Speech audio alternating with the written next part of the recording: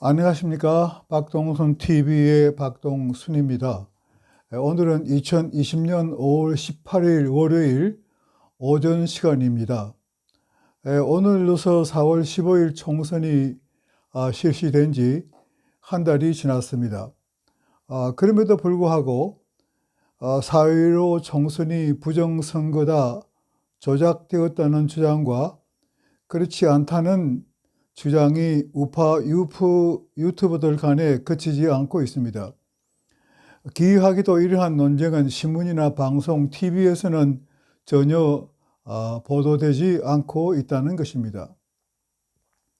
선거 조작을 주장하는 유튜버들은 선거 결과를 보면 통계학적으로 도저히 일어날 수 없는 일들이 거의 전국적으로 일어났는데 이것은 선거 조작이 없으면 있을 수 없다는 주장입니다.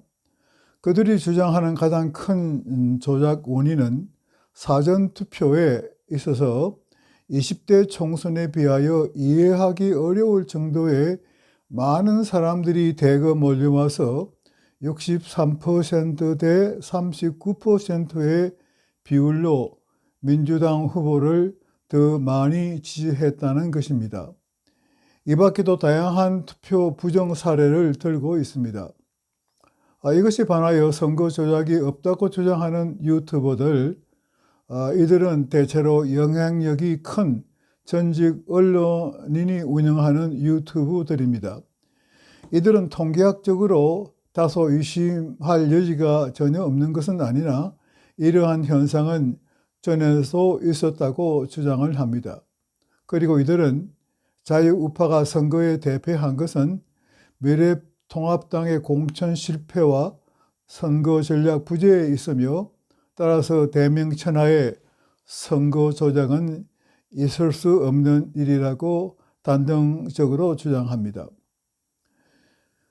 선거 조작 주장에 대해서는 언론만 침묵하고 있는 것이 아니고 미래통합당은 물론 낙선한 미래통합당의 유력 후보자들까지도 그 중에서 10여 명이 선거 무효 소송을 제기한 것을 제외하면 대부분의 후보가 침묵을 지키고 있습니다.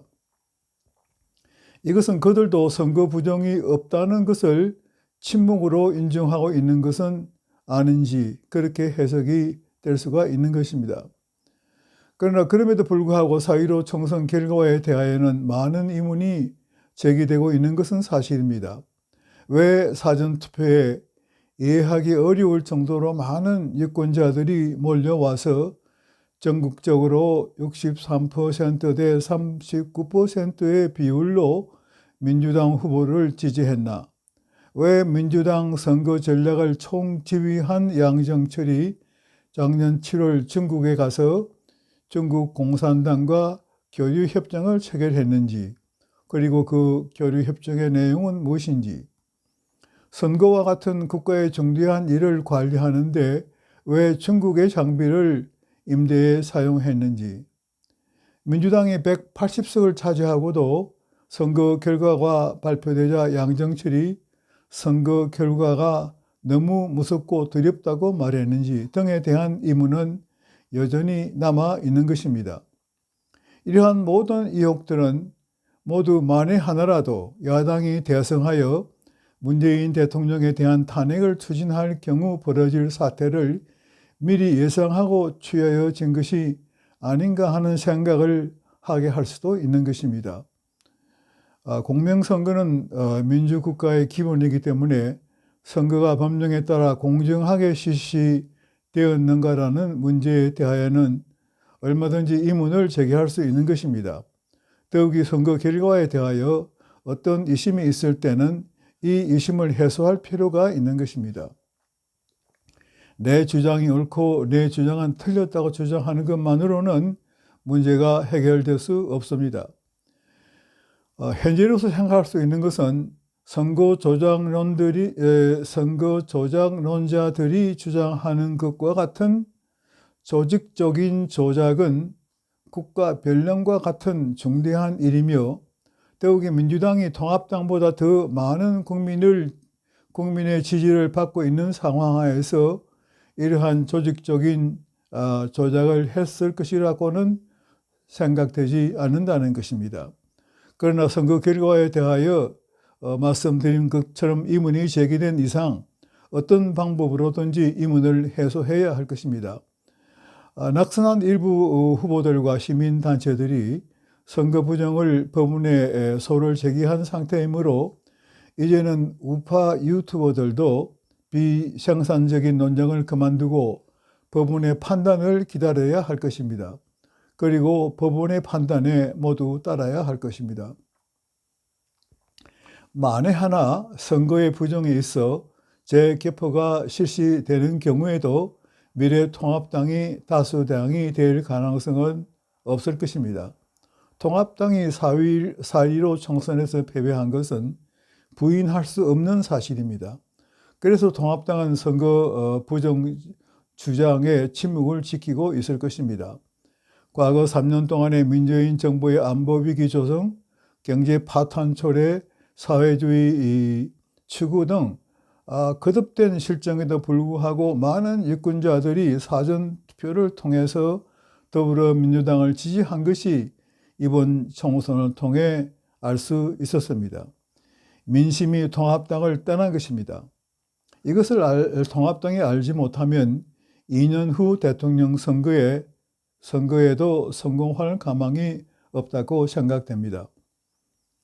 2012년 19대 총선 때 꼴통 보수당인 새누리당을 떠나기 시작한 민심은 2016년 20대 총선 때 새누리당에게 결정타를 날리고 이번 총선에서 이름마저 생소한 미래통합당, 변하지 않고 후퇴만 하는 꼴통 보수당을 KO시킨 것입니다.